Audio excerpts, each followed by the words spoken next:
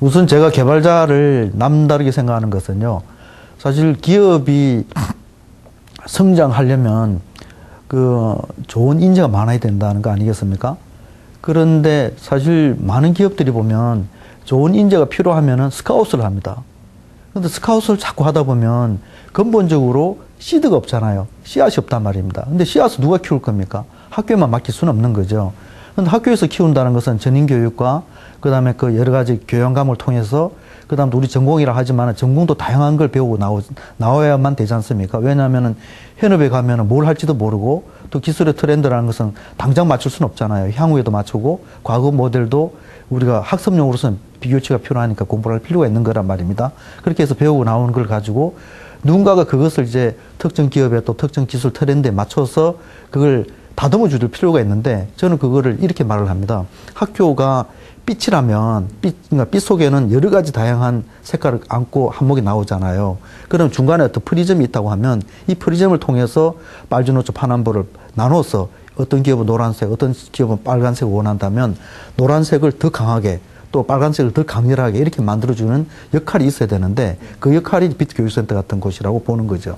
그렇게 해서 이제 그런 인재를 키워주게 되면 이 사람들이 사회에 가서 자기가 기술 트렌드에 맞춰서 더 깊이 있는 그 기술을 뽐낼 수 있다고 보는 거죠. 그리고 이제 이 엔지니어들이 이제 가져야 될 자질 중에서 보면 뭐 코볼이든 자바든 어떤 코딩 잘한다고만 가지고는 될 것 같지는 않고요.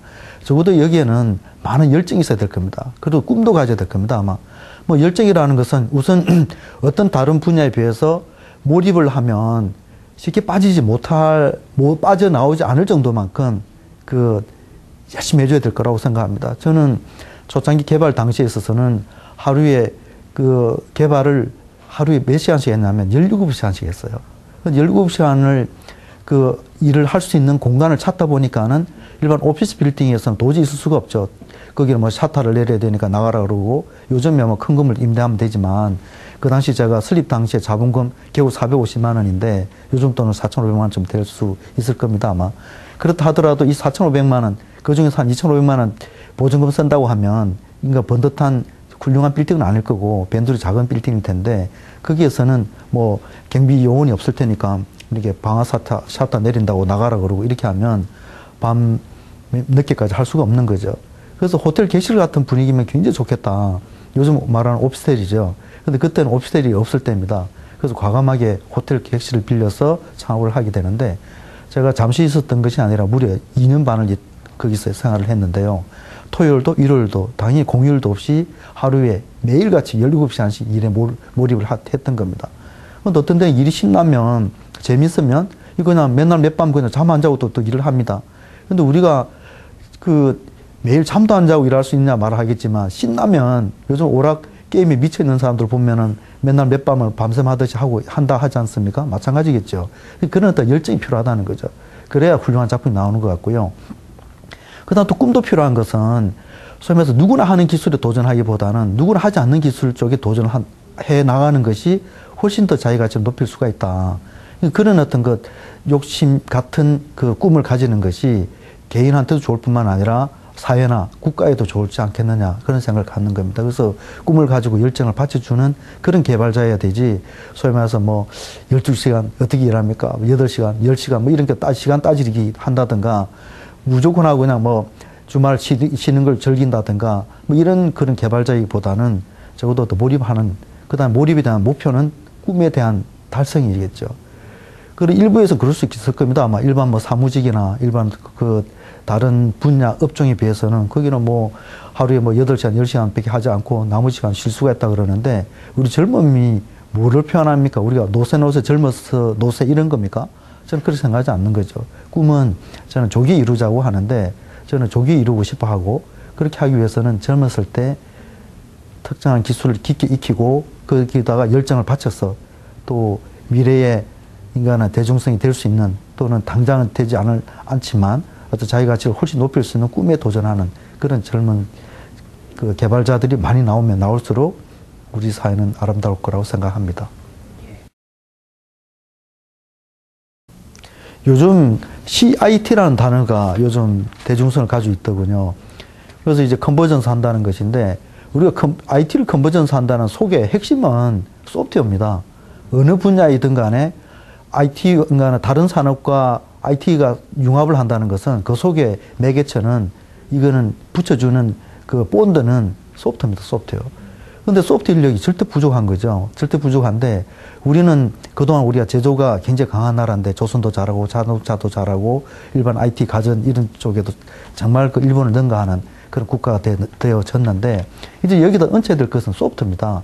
소프트가 최근에 우리가 그 국내에 나와 있는 그 국산 이 스마트폰과 어떤 그 외산 아이폰 스마트폰과에 대한 대결 구도에서 봤을 때 절대적으로 경쟁력이 차이라는 것은 소프트이지 않습니까? 그것이 비단 스마트폰에만 적용되는 것이 아니라 전 산업에 다 들어가야 되는데 이 마당에 우리가 소프트에 대한 지원자들이 뭐 특히 지방대학에서부터 시작해서 좀 지원자들 좀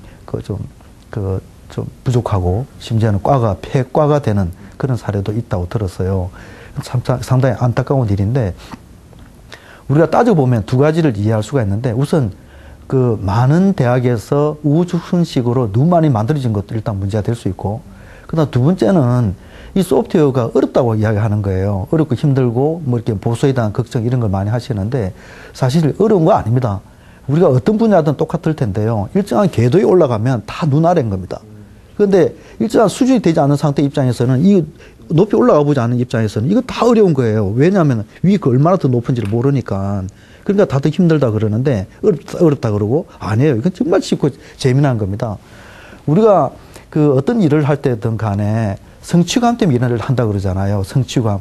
근데 성취감이라는 것은 어떤 인풋을 넣었을 때 아웃풋이 금방 보여졌을 때 성취감이라 말을 하는 것인데 우리 소프트웨어는 어떤 식으로 자판을 두드리고 어떤 자기가 구상한 내용을 코딩을 하고 그 다음에 그것을 컴파일 하든 안 하든 그러니까 그 플레이를 시키면 금방 작동을 해서 결과가 보여지잖아요. 난 너무 재밌는 것 같아. 내가 설계한 대로 금방 결과가 보여진다는 자체.